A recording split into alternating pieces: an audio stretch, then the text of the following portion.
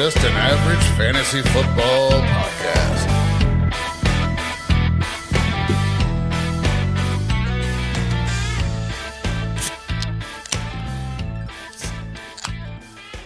Well, welcome in to the 2025 season of Just an Average Fantasy Football Podcast. I'm your host, Daniel Hayes, with Matt Baker. That's me. You can find us at avgffpod.com. Go there, click the buttons, go to the places, give us the likes and the follows and the subscribes. And we're going to kick off with a beer of the week. There's not a lot of information on it. It just says Dive Beer with the E falling off, the second E falling off of the beer. It is from Sweetwater Brewing.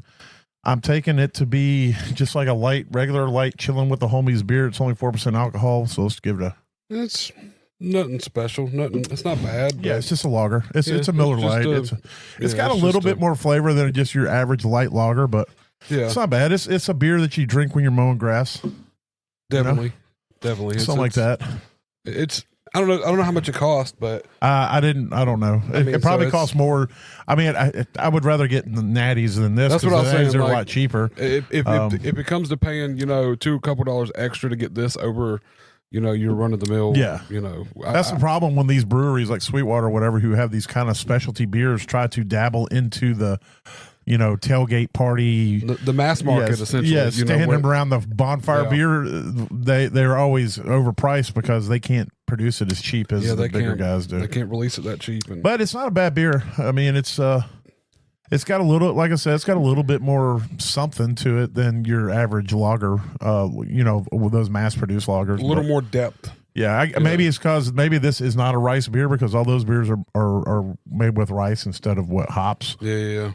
Maybe this is actually made with some sort of hops, but it's not bad. I mean, I wouldn't turn it down if they were handing it out at a party or something. Yeah, I could definitely get down with that. All right, well, there it is. There's our first beer of the week. Hopefully, we'll have many more throughout the season. We're going to kick off with like we do pretty much every year. We're going to kick off with a free agent episode. I'm not going to really. There's been a ton of free agents. We're not going to really break down the contracts of each one. Look, they're all making good money. Some of them are making more money. But I guess we'll kick it off with the news that came across the wire right before we went on air. Like literally just before we hit the button. Yeah, so the Giants finally got their quarterback for at least next season. Maybe. It's they got Russell Wilson. They signed him to a 1-year deal. They also picked, we might as well just go ahead and go into them. They also picked up Jameis Winston earlier. So it's going to be an interesting quarterback room. You have two very weird and odd individuals at quarterback. One of them is kind of a dweeb. They're both dweebs. Yeah, dweeb defines both of them pretty well as far aside from the fact that he's a sexual predator. Jameis is also just a fucking doofus. He's definitely a dweeb. I don't know. Dweeb to me is more like the guy with the tucked in. Well, I don't want to. You tuck your shirt in, but at the guy at the barbecue with his socks up high, wearing his sandals. You're and looking for a pocket protector. Yeah, no, that's a nerd. A dweeb is. I don't know how to describe a dweeb, but everybody knows a dweeb when they see one. I don't picture Jameson as a dweeb. Russell's definitely a dweeb. He's a guy that cracks jokes that no one else finds as funny. He finds it hilarious. He's very awkward. Jameis Winston's just a fucking. He has an IQ of a lawn chair, and he says the dumbest, most off the cuff shit. Either way, it's going to be an interesting quarterback room. One more, right? We talked about it the other night. I hope my dream comes true. And then they're going to bring Hard Knocks back. I hope Aaron Rodgers goes to the Giants too. That would be we literally talked about it the other night. I believe he is poised now to be a Steeler. I think that's what this is saying. But it would be just personally to have a quarterback room of Aaron Rodgers and Russell Wilson and Jameis Winston would be the most hilarious quarterback room. Oh yeah, not in the good way. They would have to have multiple quarterback rooms. Train wreck of a way. They would have to have multiple quarterback rooms. There's no way they're all going to be able to mesh in any way. I would subscribe to a service to just stream the three of them watching film together. Yeah, no. I don't think I could. I don't know. I could watch the first episode, but I think I'd grow very predictable of how it would all turn out. I just want to. There might not be more than one episode, actually. Look, it would be one of those where you'd have to take a shot every time Aaron Rodgers sighs heavy. No, can't do that. We wouldn't live. We would die from alcohol poisoning before we got halfway through the show. Oh God! But I think this is I think the next thing will be come across wires. I think that Aaron's going to sign a 1-year deal with the Steelers. If Aaron Rodgers doesn't sign with the Steelers are effectively screwed. Yeah. Because all they have right now, we can talk about them real quick since we brought them up. But the Steelers, they did trade to get DK. Yep. I don't know if he can play quarterback. They did get Kenneth Gainwell, and then they brought Mason Rudolph back. So currently, Mason Rudolph is their quarterback. Yep. I mean, it fits. So there's some murmurs that they're going to go after Jackson Dart in the draft because of where they're drafted. That would be interesting. But and I would imagine if somehow they don't get Aaron Rodgers, that would probably be their path is to try to get one of those quarterbacks out of the draft. Yeah. And do what they got to do to make that happen. So some other big moves that we probably should hit on at the beginning. So tell me how you feel about the Seahawks picking up Darnold, Cooper Kupp. You know, they got rid of Tyler Lockett got dropped. They traded away. We just talked about DK. Then they traded away Geno to the Raiders. Yep. And so they brought in a new offensive coordinator this year, Clint Kubiak, I think it was this. So they're going to – it's more of a passing – I think Kubiak's offense is kind of the same vein of like – what they're doing. I'm trying to think of the tree that he comes off of. I want to say he came off of the tree that what's his lips? Oh my God. We're already starting with the brain farts. Who's the head coach of the Chiefs? Andy Reid. I think he came off of the Andy Reid coaching tree, but he may have come off of the Shanahan coaching tree. And if he came off I want to say it's a zone run vertical passing type scheme, but either way, I think they're going to be a little bit more organized offense as opposed to last year. So I don't know, but their offensive line's kind of trash. Yeah. So there's, I don't know. Darnold had a great year last year, but there was so much talent around him. And he was in a great system. And a great O-line, a great system. And, I mean, we've seen what Darnold does without an O-line and without targets and without, all that headache. So I'm a little worried. I love JSN to the moon. Hope it was going to be a good year for him. And now takes a little bit of a step back for me. Unless Darnold can come out there and shovel it around. I mean, there's a chance maybe they do something with the draft and get some protection for him, or they move a few more pieces around and get a little more protection out there where he can have that time he needs to.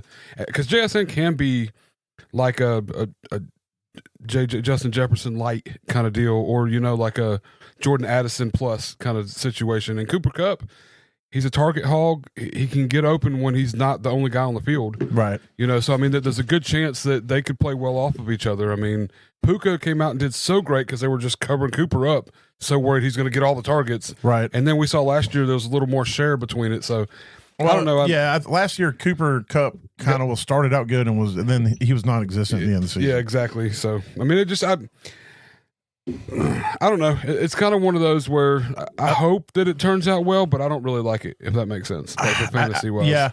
It's definitely not something I feel I'm real certain about. The only other thing that concerns me is that both of these receivers have been mainly in their, Jason's only been in the league a couple of years, but their experience in the NFL is mostly out of the slot. That doesn't mean they can't play the outside, but they're going to have to be now because they're the 1 and 2. So they're going to have to be the outside receivers. And so, it's going to be interesting. And also Kubiak came off of the Shanahan coach tree because him and Mike McDonald were together at one point, I think, and I'm pretty sure it was in San Francisco. But either way, he likes to run a lot of that play action type stuff. And so, it's a good offense to do that with. Darnold's, pretty good at the play action pass, but Again, I don't know what the O-line is, and they're going to need more help in the receiver. Those two aren't going to be able to carry the water for that team. At least they got themselves. At least they got a little bit of a decent backfield with Kenneth Walker still back there, as long as he can stay Charbonnet healthy. And there, Charbonnet, Charbonnet showed that he can be a dude. You know, and that definitely makes a bit of a difference if they're going to play that play action. Yeah, you know, a little bit of a threat back there. So some other moves that's happened. We can stay in this division for a second.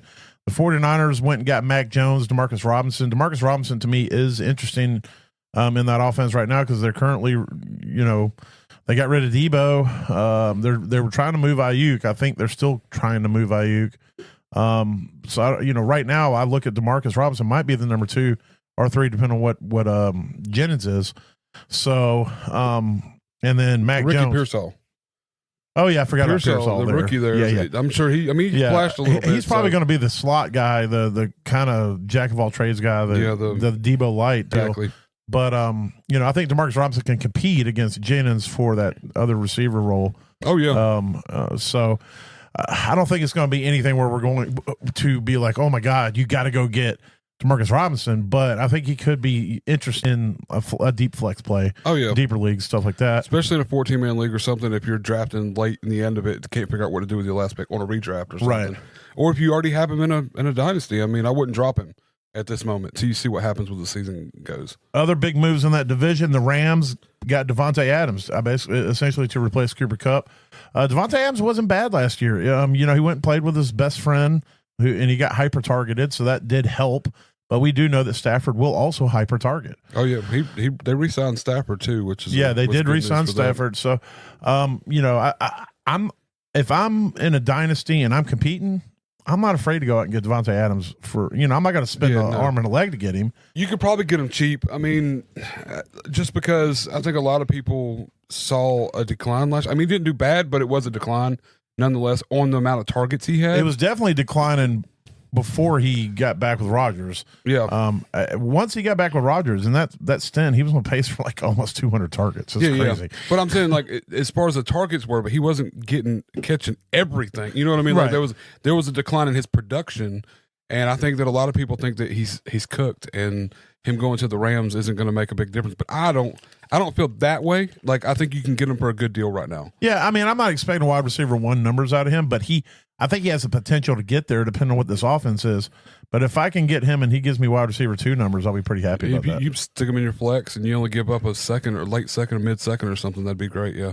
Let's see. Green Bay had done anything of note yet except move some or get rid of some players. So they did. There was a wide receiver. Who was the wide? Oh, they picked up Mecole Hardman. I don't really expect much out of that. They didn't do anything. They haven't done much. Chicago traded to get Travis Homer, got Olamide Zaccheaus and Devin Duvernay. Yes. The Vikings traded for Jordan Mason. I find this interesting. I don't know. Like, obviously, if Jordan Mason's a starter like he was last year, he is fantasy viable. I think that I like it in the sense of this. If Christian McCaffrey comes back and if Christian McCaffrey is healthy, those are big ifs, then Jordan Mason is going to go into witness protection.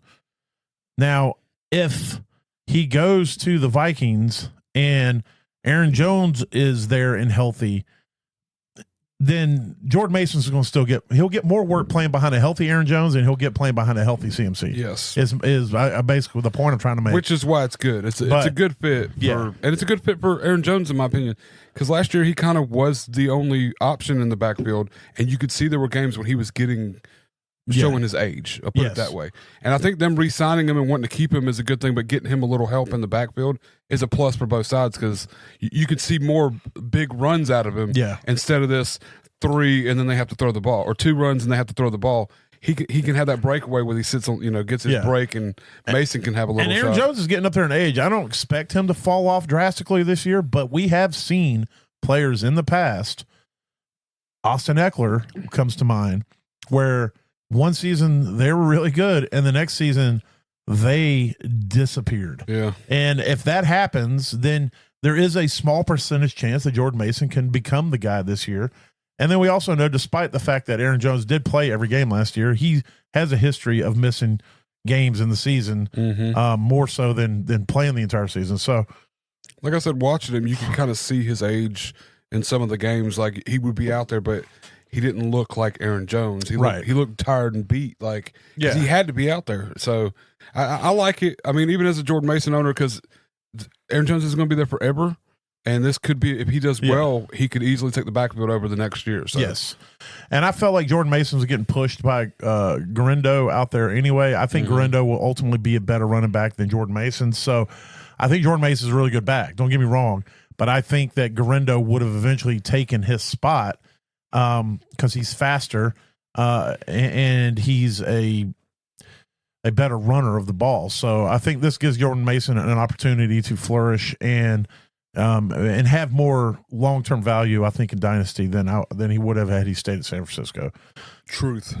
Let's see. They also picked up Rondale Moore. The Vikings did. So we'll see. Rondale's one of those guys that last year was the first time where he was in his career that he was consistently somewhat fantasy. I thought he was injured all year last year. I think he's still he's with the Falcons because I was super excited. Oh, wait a minute. Who was it? No, I'm thinking of not Rondale Moore. Who was the other receiver that they had last year that wasn't obviously Drake London and wasn't what's his lips from Chicago? It was the other dude but you're right. Rondale Moore was the injured guy. Yeah, he stayed on IR most of the year last year. Because we were happy about him going there. Oh, man. I can't believe that's already started. I haven't even got Mooney. No, that's from Chicago. No, that's the one from Chicago. That's what's his name from Chicago. What's his lips from Chicago? Okay, yes, I'm figuring this out. I'm narrowing this down. Ray McLeod. Okay, yes. Yeah, from Pittsburgh. Yeah, what's his lips from Pittsburgh? Yeah, I got you. Ray wasn't he from San Francisco? I thought Ray played for in San Francisco. I only remember from the Steelers. He was a punt returner for the Steelers for like 3 years or something. I mean, he played some wide receiver, but he was a punt returner. Never mind on that. Rondale Moore, we were happy because we were like, maybe he'll get in an offense where he'll get utilized correctly, and then he got hurt in preseason and didn't play or something. Didn't play, tore ACL or something and missed the whole season on line. So that'll be interesting there. Let's see. The Lions haven't really done anything and when I say haven't done anything by these teams, we're focusing on fantasy viable type stuff. I mean, everybody signed a bunch of players. Yeah, O-linemen, defensive D-linemen, all those. Yeah, but we're not really going to talk about those. Let's see. Washington traded to get Debo. We talked about that a second ago. It's interesting. Debo last year really fell off. He was the dude there, and he just wasn't the dude. Yeah, we wanted him to step up. He had opportunity in San Francisco to do that. He didn't step up. So there was reports that he was sick and that he was injured, and it also sounds like a lot of times when players have bad seasons, all of a sudden these mystery illnesses and injuries that we didn't know about all season pop up to kind of justify it. But we'll see. He'll definitely have an opportunity in Washington with that offense behind a good quarterback. He doesn't have to be the guy because McLaurin is the dude, so he can go out there and go back into that role of a wide back. that he likes, and then Michael Gallup's coming out of retirement to play for Washington. So I don't know what I really think about. I mean, not that it's a. I think he's just trying to get on one more ride. You're just trying to get this team's. They got some good energy right now. They re-signed Ertz too. I mean, it's a 1-year deal, but I mean, it's a shot. Anybody who's got you. Ben Sinnott was pissed when you saw that. But it is a shot to show you that they felt that they were close last year, and if they can hold on to a lot of the pieces that got them there, and pick up the defense a little bit better, they can make something happen. I mean, and so, I mean, yeah, I don't hate it him going there because hopefully he's just like a filler. He doesn't actually become a dude there. Yeah, if he does, he'll be injured by week 3 and it won't matter. So we'll all be happy for that, or not happy that he got injured, but yeah, Michael Gallup to the Commanders. That's a I didn't expect that. Dallas, oh my god, dude, Dallas does okay in the draft generally, but man, their free agency is just garbage, and them re-signing players they always do it too late so that they have to overspend. But anyway, their big signings thus far in the offseason: Javonte Williams and Miles Sanders and Paris Campbell, who I didn't even know Paris Campbell was still in the league. I didn't either. And you know what? He's probably only been in the league for like 3 years. I don't think that's true, but he No, feels Paris like Campbell has been in the league since Tom Brady was a rookie. That's the way it feels like. it feels like he's a name that that we're going to sit here and go, he's been in the league forever, and I'm going to go look it up. It's going to be like his rookie year was 2022 or some shit. How old is Paris Campbell? All right, we'll see. 83. Am I close? He's 27. That's what I was saying. Like, I felt like feel he's like 46. I feel like he's been in the league for 30 years, but realistically, he's probably only played for like 2 teams and 3. Good Lord. But yeah, He is definitely one of those players that feels like he's been in the league since 2002 or something. Since 2012, that he was signed as apparently a 16-year-old rookie.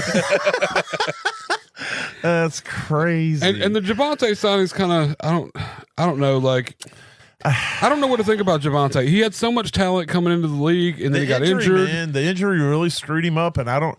There's a school of thought that he hasn't fully come back from the injury, and that he, because I forget what it was. I want to say it was ACL. Yes, I think ACL. And sometimes with the ACL, it's the second year back from an ACL that you really start to get back into the groove. And if that's the case, then the Cowboys got him a sleeper pick. That was last year, though, was the second year back after the injury, it was wasn't his first year, but it could have been his second. I think you're right.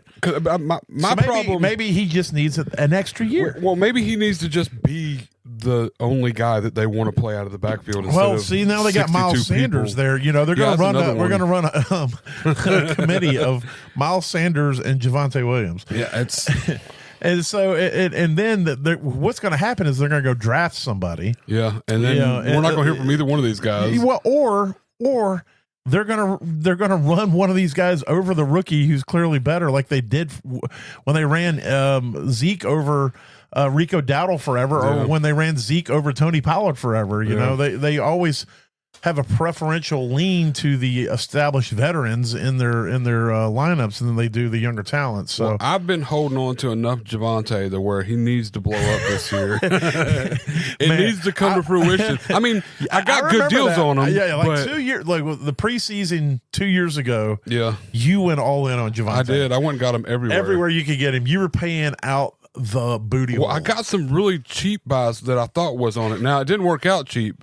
Like when I gave up like a second, I think. I mean, I did the same thing on I did the same thing on Rashad Bateman one year, and I did the same thing on oh God, what's his name? Plays for the Chiefs now. That was injured. He came back last season. Pacheco? No, he played. He played for the Ravens, and then he went to the Chiefs. Wide receiver. Went to the Chiefs from the Ravens? Yes. Hollywood? No, that was Hollywood Brown. Okay. That was who I went in. Yeah. Was it the same year you went in heavy on Javonte? You went on Marcus. Dude, I wanted to get Hollywood everywhere. I'm like, this dude, he had a pretty good year the year before where he was like at points, he was a top 5 receiver, and then I think he got hurt. He fell off a little bit or something. But I was like, they were changing the offense to a more passing offense. This is about to be Hollywood, and I was, oh man! And then he couldn't catch the ball for like the whole season. They would go right out of his fingertips. God, that year that he dropped those damn things. Oh man! But yeah, he'd have 2 touchdowns in a game, but he could have had 6. I've tried to refrain from doing that this offseason. There was a couple players where I just have a sneaky feeling about, but I'm just like, I did do it a little bit with Pacheco last year, and it looked like it was working good. And then Pacheco got hurt, and the ground got even. Is what happened. The ground and now that's another backfield. The Chiefs, they re-signed Hunt, and then they picked up Elijah Mitchell. Yeah, and now they got Pacheco. Yeah, and what they'll do is they'll probably draft this draft is running back deep. So they'll more likely also add another running back in this draft. Somebody else, but like a CEH maybe. God. And then the Kansas City also signed Minshew to back up Mahomes. So yeah. And then we talked a little bit about the Raiders. The Raiders picked up Geno in the trade, and then they signed Old Man River, Raheem Mostert, who's currently the best running back on their roster. And then the Chargers went back and got a familiar face, brought in Mike Williams for them. And then Denver, they picked up Evan Ingram. Now, this is an interesting one to talk about for a minute. Evan Ingram, we hear them talk a lot about the Joker tight end that Sean Payton wants. and that's basically just a athletic tight end who can play wide receiver, tight end, and even at times maybe do some stuff out of the backfield. And he said he wanted a joker. He went and got Evan Ingram, and then Evan Ingram posted to social media a picture of the joker. I think if, again, we talk about being a contender in fantasy, this might be a tight end I go after and just hope for the best, hope that he stays healthy and that he gets utilized the way. Bo Nix is a quarterback that will happily get the ball to the tight end. Yes. He's a very smart quarterback, but he will dump it off. He will take what defenses give him over the middle, and then he'll also take shots. So, well, now he has a tight end he can actually throw it to, instead of 4 possible tight ends that might be available out there on the field. That's why I'm super excited about this. This kind of like locks down that position for this team. And that makes it so much easier when you have a quarterback you can trust and a tight end you can trust fantasy-wise. Oh, yeah. Instead of last year, we were trying to figure out what guy's going to be the guy, and it's like we did with the running back. It's the same thing with the running back. So we hope they sign a running back we hope that they draft a running back high enough that they're going to be forced to play him. I hope they draft somebody in the first round. That way you're like, is it going to be Audric Estime, or is it still going to be what's the other one? I don't know if Batty's still there, but Javante was there. There's McLaughlin or whatever. McLaughlin. It's like every week it's like, who do you put in? And it's like eventually it just became nobody. You play the receivers. Cortland Sutton needs to be out. These guys need to be out there, but don't even try running back. Don't even think about a tight end. But now that's solidified, in my opinion. This is Ingram could be easily a top 5 tight end this year in this offense. And I made a trade for it in a rebuild. Just because the value is so great, in my opinion, that this could be something that really gets me some deep picks for next year. Absolutely. Let's see. Philadelphia, real quick. Part of the trade where they sent Kenny Pickett to the Browns. They got DTR back.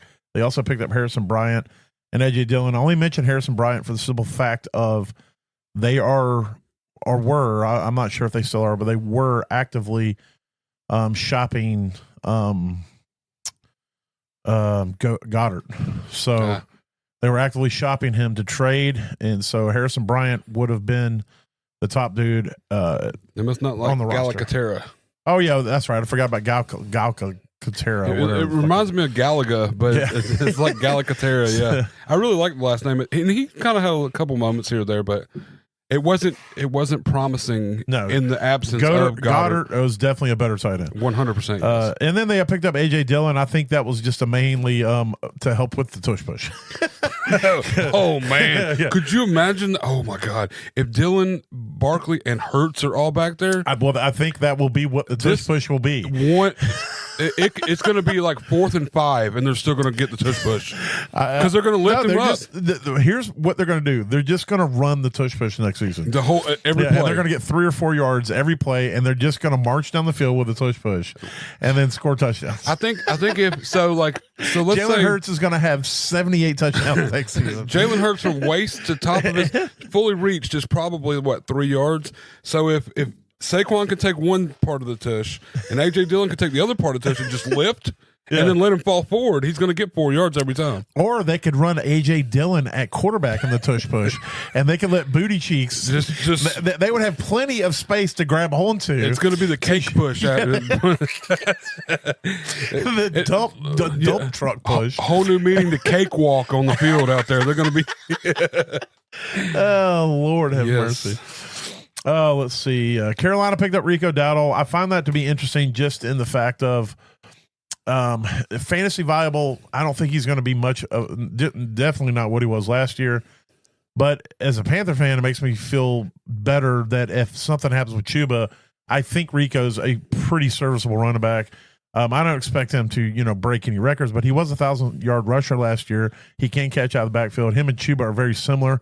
I think Chuba's a better running back, but I think Rico will be an asset to the team. It could definitely be a 1-2. Like I like Chuba as a running back. I like Rico more as a pass catcher. Like he's very elusive. Yeah. Chuba's more of he gets the ball, he's gone, he's up the middle, that kind of deal. That grunt more so than Rico is, but yeah, I like that whole. I like it when you got a good option for passing in your running back instead of just that downhill guy every time you hand him the ball and everything. So it could open up the passing for Bryce Young, having these two guys out there. Atlanta and Tampa Bay haven't done a lot in the free agent or trade market. On the off, or like for fantasy stuff, they haven't really picked up anybody. They did re-sign a bunch of people, things of that nature. New Orleans picked up Velus Jones. Only mentioned Velus Jones because I'm pretty sure he was a first round pick for the Bears. If not, he was a second round pick. So he was a high draft pick receiver that hasn't done jack squat. He was with the Bears, right? Yeah. And then they brought Brandon Cooks back. Brandon Cooks, this dude never stays anywhere long. I think this is a retirement year for him. I mean, he rookied with them back in like 2011 or some shit. And I think he came in the league this like 2 years after Paris Campbell. Yeah, he had to have, yeah. And they signed CEH too. Bring that up. I think that was last year when they signed CEH. Is it really? I think so. I may be wrong. It was definitely before because CEH was a free agent before the free agent period started. I got you. But yeah, they got CEH there. But Brandon Cooks, I think it's going to be a retirement year. I think it's just going to be like, hey, I'm retiring as a Saint. I've had 7,000-8,000 yard seasons. Nobody really knows how good I wasn't or was, but because he never stayed anywhere for Dallas. I would feel like he stayed in Dallas more years than he stayed anywhere else, and it was only like 3 years in Dallas. Was it that long? Maybe. Oh not. shit! Just across the wire right now. Oh yeah. Yes, the Patriots just signed Stephon Diggs. Holy shit. To a 3 year, $69 million. I haven't got that notification yet. Wow, that is breaking. Stephon Hold on. Diggs. Let's see.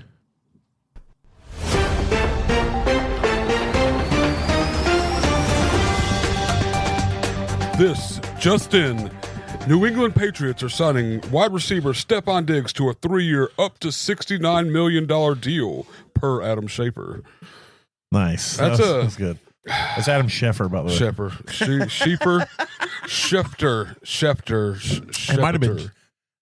It might be Adam Schefter. There's a T in there. There's right? a T in there. Yes, yeah. It's Schefter. Okay, but Schefter. Hell, I just met her. I love this because I'm so sick of people online talking about the Bills are going to re-sign Stephon Diggs. Oh God, it's been driving me up the wall. Josh Allen, who just got a fat ass contract, by the way, would go into the general manager's office and punch him in the face if he brought Diggs back. It's like I just want people to shut up for a minute. It's not, but. To now I can shut up. Yeah, Drake May stock just went up a little bit. It did.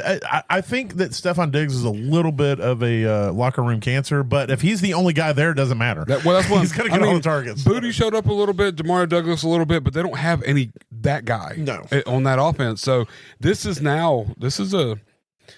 interesting to me for the Drake to the Drake May owners. In my opinion, I love it. I got Drake May in a bunch of leagues. I got one league that I have the 101 and the 110, and I think I'm going running back because I've got a young core. It's a super flex. I've got Drake May, Bryce Young, and McCarthy, and then I've got Marvin Harrison Jr. and a couple of other young like Xavier Worthy, and whatever. Because I'm in the rebuild, and I was looking at the team, and I'm like, oh shit. I'm not saying I'm winning the championship next year, but I might be climbing to the other side of the rebuild. Yeah, exactly. Like next year might be a year to start competing, getting back into the mix, with these quarterbacks. So if I can run Drake May and JJ McCarthy out there, and with Bryce being my bench guy, and I can get Genty at the 101, and then one of these other good backs hopefully gets in a good spot. I can try to get him at the 110. Because I really running backs where I'm really hurt. I think Jalen Warren's like my top running back in that league right now. So that's where I've got to make some. If I don't get good running backs, I definitely can't make any sort of run. But anyway, I love that. I love that as someone who has shares of Drake May. That's definitely a big shot. Because one thing is that Stephon Diggs can get open in the short field. He can be. If he's vibing with a quarterback, he can be a quarterback's best friend. Oh yeah, and we saw last year with the Texans.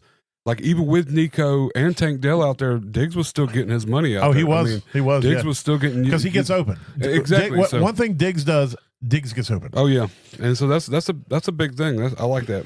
I do like that. Let's see. Baltimore signed Cooper Rush, and the big signing was they got D Hop out there.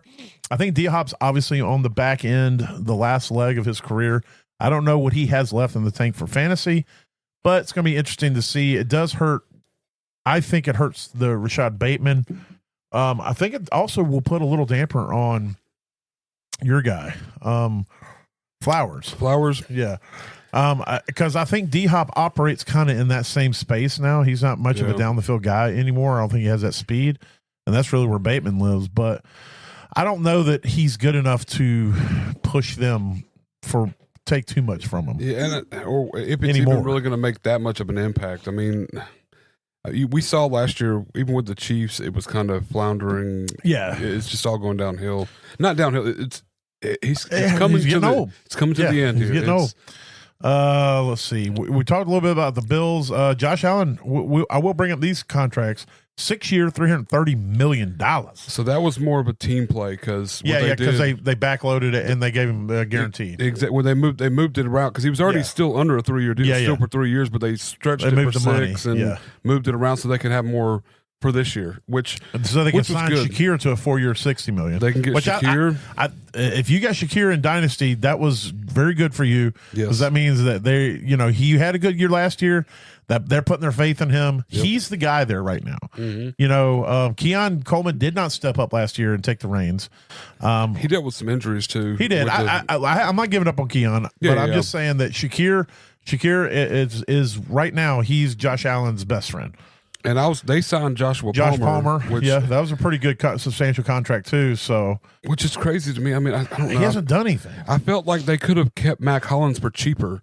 And it would have been more relevant, if that makes sense. Like New England getting Mac Hollins. I wanted to talk about that. Mac Hollins got New England, and they only signed him. I think it's like $3 million a year or something on Mac Hollins. Yeah, at New England, it's a small contract for like 2 years, I think. But the Josh Palmer contract was way larger. It could have been that Mac Hollins was like, look, guys.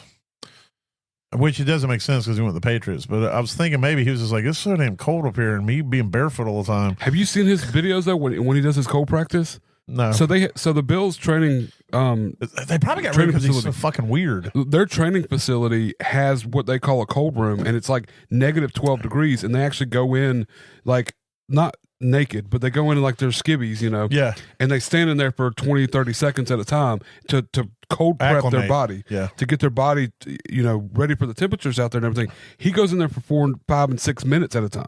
Yeah. He just sits in there barefooted, and I watch some of his because that's why they got rid of him because they're like he's going to die like this in our cold room. This guy's not going to survive. We don't want to come into the cold room one day and find Mac Hollins dead in there. And then now we've got this PR nightmare on our hands. And we don't know if he doesn't eat off utensils, so it could be germs on his hands that killed him. It could be germs on his feet. His feet. I can only imagine that the bottom of his feet are like rawhide leather. They got to be. They got to be soup stuff, man. Like this guy goes. I know he probably does it, but if he went to get a pedicure, they would be like, yo, bring in the belt sander. I just imagine not the electric one. I want the gas powered freaking belt sander in here right now. I just imagine that like he's like Barney Rubble, Fred Flintstone. Yeah, that's how he drives his car. Like you see the movie where they're so pedaling with the feet and stuff. When they show him walking into the game, he'll have like a suit on, and then he'll just be flopping his bare ass feet down the damn. Look, and that's fine if that's how you want to. But the only thing is, live your best life barefoot. The one thing that I can't do barefoot is go to the bath. Like I can go into my bathroom barefoot, but like a public restroom or God forbid a porta john. Yeah. Well, his interviews, absolutely not. His interviews and stuff says he does have like covers where some places he doesn't like to cover his feet up, but like the airport and stuff, they make you wear shoes. Yeah, well, I wonder if Mac Hollins stops at a gas station and is like no shoes, no shirt, no service. I wonder if he just like chucks deuces and rolls away, or just tries or if he bucks the system. Just tries it, man. That's I don't know. He started his own like a TikTok or YouTube or one of those channels kind of deal. So a lot of his videos pop up in my old school reels, whatever. Yeah. But I mean, it's funny to watch because he explains why he does it and all this stuff, and then all his adventures, his many adventures of Mac Hollins. But yeah, no, I was like, it just didn't make sense to me. Like, unless Josh Palmer comes out and lights the world on fire this year, I'll eat crow. But I just felt like Palmer's had ample opportunity with a good quarterback, with a good quarterback, good system, and multiple years of ample opportunity, and it hasn't done nothing. He couldn't beat out Quentin Johnson, who couldn't catch a ball. Or Quentin Johnson couldn't catch a cold, and he still couldn't beat him out for fucking receptions. And that's why I don't like. That's why I felt like it would have been a cheaper play to hold Mack Hollins, who did show some relevance towards the end of the season. Yeah, and he has chemistry with Josh Allen. There's already that there, and they would have saved money instead it's of. It's going to be an interesting wide. See now that wide receiver room and oh man, the Patriots and the Patriots, yeah. Stephon Diggs and Mack Hollins. I want to be a fly on the wall when those two guys meet each other. Man. Well, actually, did they play together in Buffalo? Was Mack Hollins there? I think he was in Atlanta. I think he was in Atlanta when Diggs was in Buffalo. I don't think that they ever overlapped. That's a correct statement. But man, that would be that would be like the Aaron Rodgers, Jameis Winston of meeting. Yeah, I would like to see Diggs and Mack Hollins. But I we can talk a little bit about the Pats. I do like Mack Hollins there. I think he has an opportunity. Like, he's a good receiver. He hasn't really broke out, but last year I think was his best year. He proved to be a really good red zone target for Josh Allen. And I think that he has an opportunity to step up and maybe assume the number 2 now that Diggs is there. The discussion I was prepared to have was for him to become the number 1 receiver for the Patriots. But now that Diggs is there, clearly, I think that he maybe has an opportunity to become the number 2 receiver based on the fact that there's nobody established in that wide receiver room. And Mack Hollins does have talent there. And he's a big guy, and he's a good 50-50 guy. He's got good hands. So yeah. I think, like, I don't know. He may be one of those we feel like we see as inflated because we see in 2022 he played for Las Vegas, and he had his best year, which was he had 690 yards and 4 touchdowns. So last year wasn't his best year? No, last year he only had. I felt like I heard his name called more, but I guess maybe it's probably because was like he played for the Bills and he was on TV. He more. was so much. He was talked about so much, and he's like his.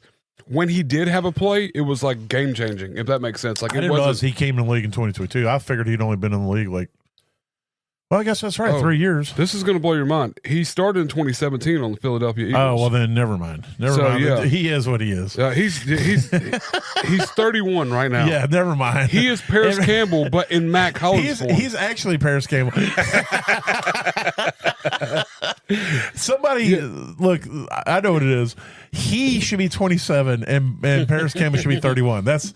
Somebody got it wrong on the Googles. He played for Philly for 2017. Good God. And then 2018, 2019, 2020, 2021. I would have lost so much money if somebody would have walked in here before you told me that and said $100 right now if you can get within 2 years of when Mack Hollins was a rookie. I'd have been like, 2021. And they would have been like, no. No, yeah, I'd have lost. That's what I said. I lost some money. Yeah, there's 0% chance I'd have thought it was a teen behind the year that he came in. So yeah, no, I just think it's like he's had a 2-year, $8.4 million contract, so it's $4 million a year. Well, I don't know how it's split, but all right. Well, never mind. Yeah, but he's not going to be fantasy viable. He probably scrap won't all be. that. Yeah. He's never been. If he'd have stayed with Buffalo, I'd probably talk a little bit about his fantasy viability, but especially not now that he's got to compete with Diggs. That's never going to happen. All right, Bengals pick up Samaje Perine. Meh. I think that's better for Brown's status than it is for Perine. That lets us know that they believe in Chase Brown. Yeah, Brown's the guy.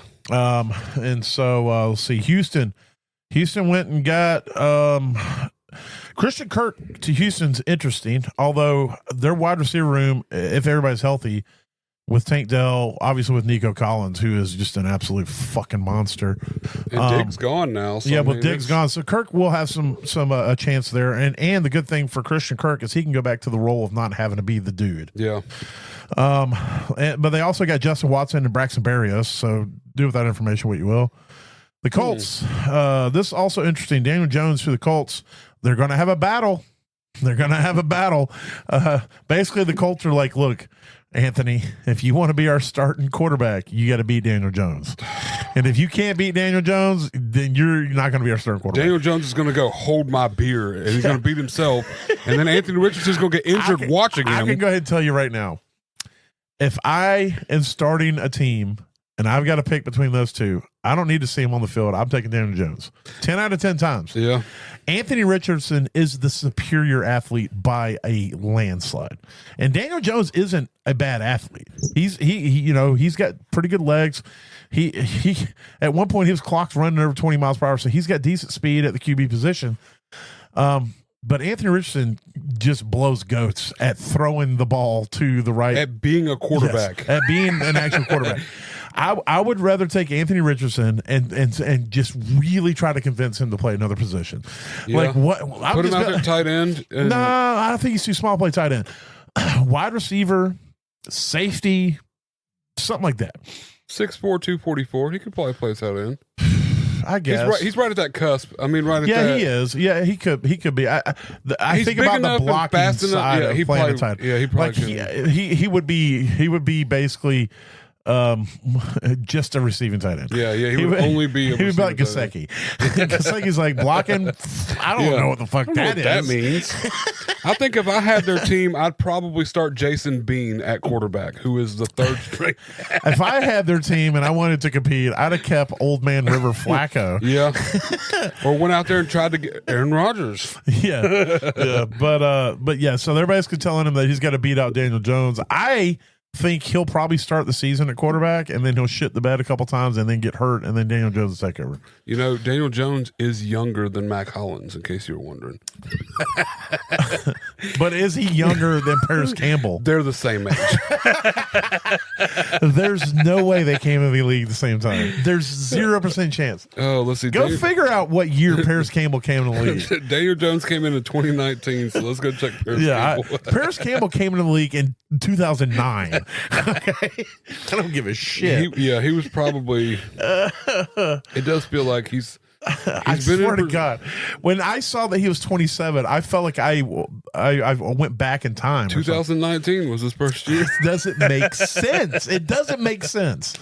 I fell into a wormhole or something. Well, in this particular league, you've had him 4 times. You've dropped him and added him from that does make sense. That's probably why you think he's so old. First of all, in every league, I've had everybody at least 4 times on my team. Okay, I add and drop. There's a reason I am the transaction king. Okay, you'll be proud of me though. I have yet to make tons of transactions this offseason. That's good.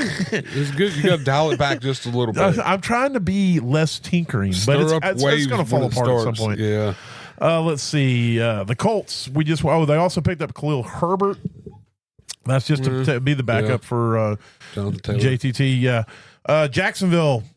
This is interesting. They signed Dyami Brown to a $10 million a year contract. And they got rid of Kirk. Now, obviously, Brian Thomas Jr. is the dude there. That guy's an absolute fucking beast. Gabe Davis is still there, but they are looking for that other receiver. I don't know what Dyami Brown could be. He hasn't been much yet, but they seem to think that he can potentially be something. He's nearly the same age as Paris Campbell. There is no way they're almost the same age. He's 25. You want to really do a mind warp?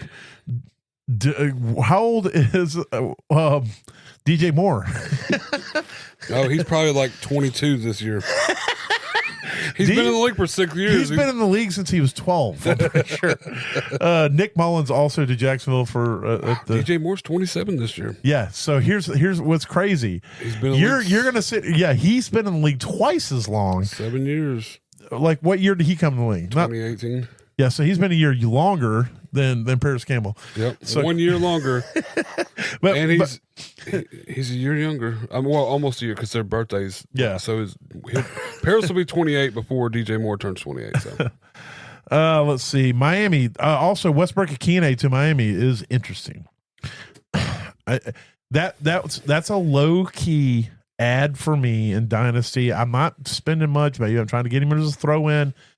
He did good last year. It was on bombs. It wasn't like he was catching 8 passes a game. I get all that. but he showed a flash. This team likes to throw the ball downfield. They didn't do it a lot last year. Tyreek might be on the backside of his career, and so Westbrook-Ikhine could be somebody you low-key invest in. I mean, is he older than Paris Campbell? Yes. Westbrook-Ikhine is older than Paris Campbell? Yes, and he's been in the league 2 years less time. That does make sense. The 2 years less time. He's got 5 years experience, but he's 28 years old. So that's insanity. But I will say this: last year was pretty awesome. He had 60 targets and caught 32 of them. So yeah, it's about half. If you give him a competent quarterback, yes, those 60 turn into 45 or 50. Yeah. And those 9 touchdowns he got on that, which is astronomical. Yeah, he was the touch. He would have a game where he caught 3 passes for 138 yards and 2 touchdowns. But I mean, could you imagine like if he caught 45 or even 50, or it'd be 45 on 60 targets, and he'd have 13 touchdowns. Yeah, he would have finished as like wide receiver. I don't know. Let's just guess 25 instead of 57 or 54. Yeah. On a backup, So yeah, I like him going to Miami. Look, and when I say he's a sneaky ad, I'm not saying this dude's going to be your top receiver. Yeah. He could be your second flex, but he if you can get him as a throw in on a deal you're trying to put together where you're just like, I don't know, this doesn't seem fair, but they got Westbrook-Ikhine. Hey, throw in Westbrook-Ikhine instead of going for a 3rd or a 4th round draft pick. Yeah, try to get Westbrook-Ikhine thrown in on the deal. Exactly. Yeah. Let's see. Zach Wilson, the MILF Hunter, also went to Miami. That's actually interesting because we all know that Tua is like one hit away from never playing football again. That's true. And then Alexander Madison, whatever. That dude is cooked. And then, all right. So I saved for me personally the most interesting move of the season because I don't know what it means, and that is Justin Fields to the Jets. I like it. I may be the only one that does like it. I think the Jets are a dysfunctional organization. I think Justin Fields is he's on the cusp of potentially, like, to me, Justin Fields feels like he needs somebody to unlock him. Mm-hmm. Somebody to spin the right combination, and you will get a good quarterback out of him. They have a completely revamped coaching staff in the Jets. They paid money to invest in this guy. He is going to get the opportunity there. By all accounts, he's not going up there to compete with anybody. And I think that they went out and made the move to get him because somebody on that team believes that they can make him work. I want it to happen. He has Garrett Wilson, who is, by my estimation, a top 10 wide receiver in the NFL. Like talent-wise. Yeah.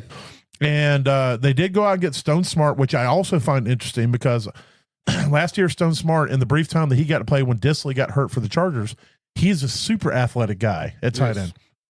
And I think that they got rid of Conklin. So I don't know what Fields can be. I know he can run the ball. We all know that. But I don't think they brought him in to be Anthony Richardson, or tuck the ball and run. I mean, he's going to use his legs. Don't get me wrong. That's not what I'm saying. But I think that they brought him in because there's something that they believe in him as a quarterback. He was 4-2 with the Steelers last year when he got benched. Mm-hmm. The problem is that a lot of that 4-2 was how good their defense was, and he wasn't necessarily bad at quarterback. He just wasn't exemplary. He wasn't making big throws down the field. Yeah. And I think that's where he's lacking. Maybe it's a confidence thing. He definitely has the arm to do it. Maybe it's somebody not designing the right offense for him. And I think with the investment the Jets made with this new coaching staff, I think that they are invested in making him their guy, creating the offense for him. And I want to see it happen. He is somebody that I am definitely interested in getting on a cheap. I'm not going to overspend for him, but if I can get him in a dynasty league, I will be drafting him late in rounds in redraft. He's somebody I want to get, not as my number one quarterback. I'll draft somebody that I can depend on, but I will throw Justin Fields on the back half of a draft if possible.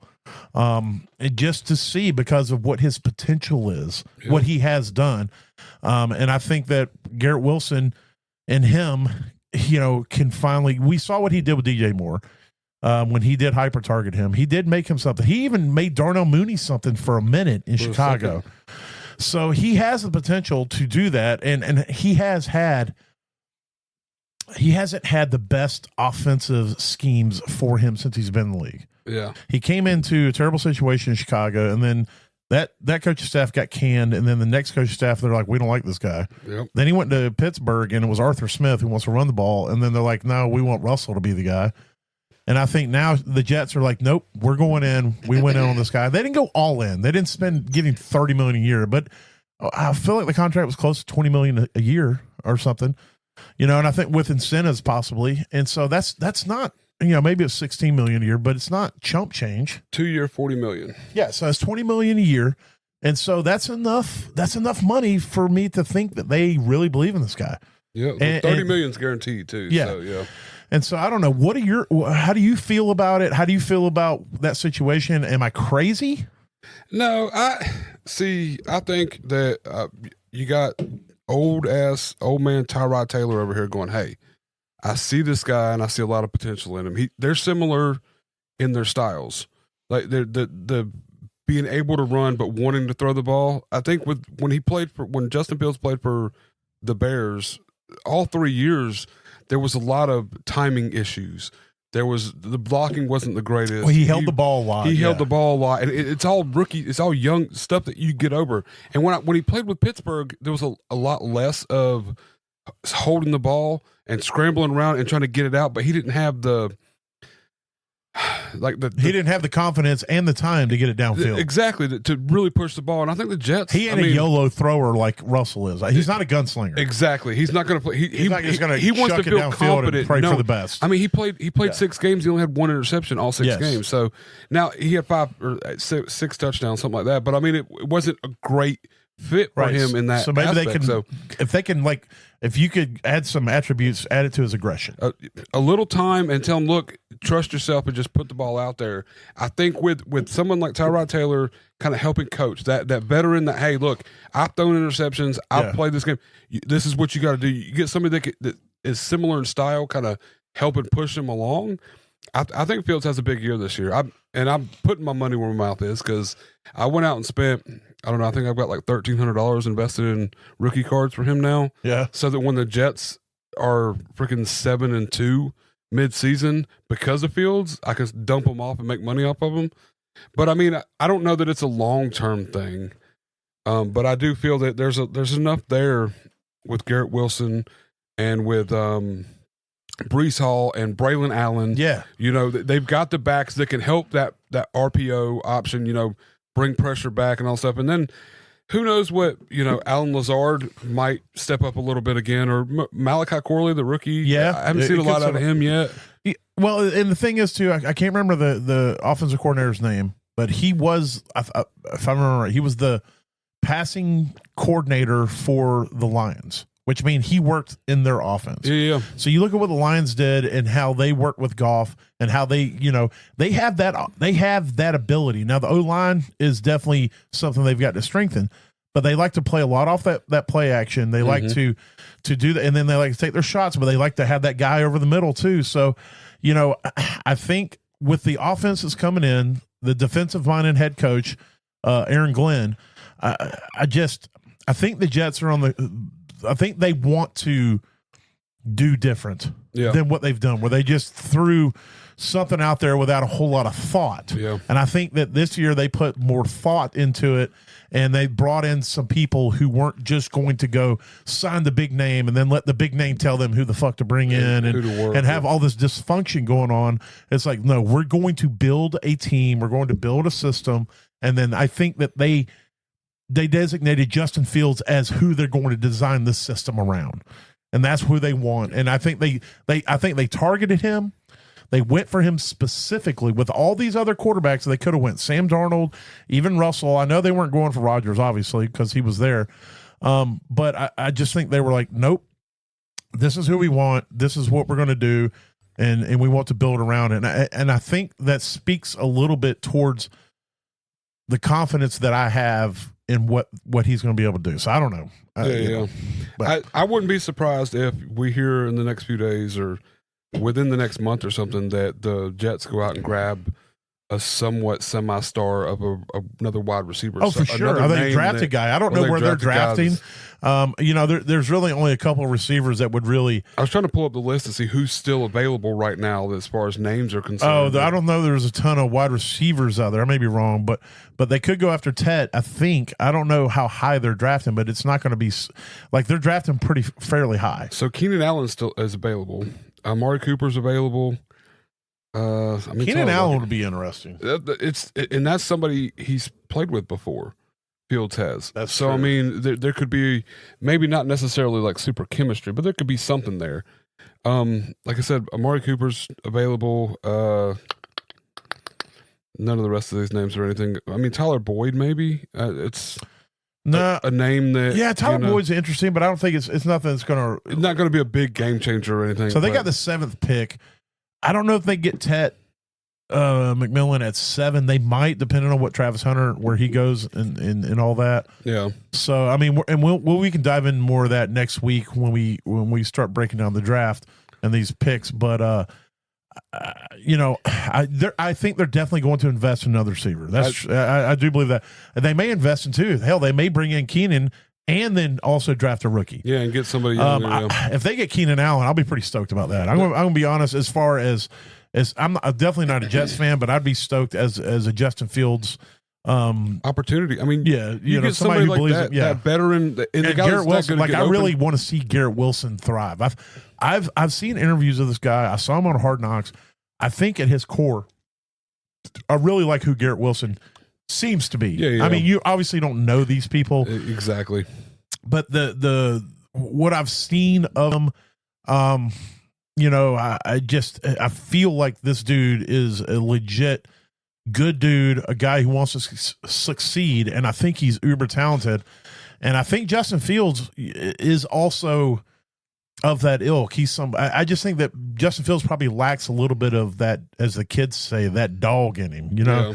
I think he needs a little bit more of that, and I think confidence will breed that. If you create a system that he can believe in, and you give him receivers that he can believe in, and you let him know it's okay to fuck up. Yeah. Because I feel like that's also part of it. Everywhere he's been, even in Chicago, except for the first year, after the first year, he's been playing to keep his job. Yeah. It's like everybody's like, oh, no, they got to replace Justin Fields. Oh, no, we got to bring in Russell to replace Justin Fields. This dude's been walking on eggshells. Yep. And I think the Jets said, no, you're a guy. Go out there, play. I don't care if you throw 30 interceptions. We're riding you this year. Figure it out. And I think that's going to give him a little bit more confidence. So, I mean, and I think if they get him another like veteran target, somebody that they know fits that offense or can help that offense, like he feels like, okay, y'all are doing something for me, and this is what we're going to do. Exactly. It'll help it all out too. Yeah. Again, I don't think he played with Keenan. Yeah, that's what I was going to look to see. No. Keenan only played 1 year in Chicago, and it was last year with Caleb. I thought he was there for 2 years. He was the Chargers year before. Yeah, so he never actually played with. Okay, so but I mean, even still, like that would be a good talent to come. Keenan's he is a quarterback's best friend. Yeah, we talk about Diggs getting open. All Keenan Allen does is get open. Yeah, he just stays open. Yeah, but so there it is. There's the free agent breakdown of the season. Kind of go through stuff and get set up for the new season. I'm sure there's going to be more moves, and we'll definitely bring those up as we move along. We got the rookie draft coming up, so we're going to start breaking those guys down, actually doing some research, because aside from like the big names, we still don't know everybody because we don't watch college football. So we're going to be learning about these guys over the next few days. We're learning it with you. Yeah. And give you our opinions on all that for whatever that's fucking worth. So yeah, if it helps or whatever. But otherwise, as I say, if there's anything we say or do that helps you get to that average place in your leagues, that means we did our job, because when you finish average, you don't finish last. That's exactly right. And that means we did our job. So you guys be good out there, and we will talk to you next week sometime. Later. Holla.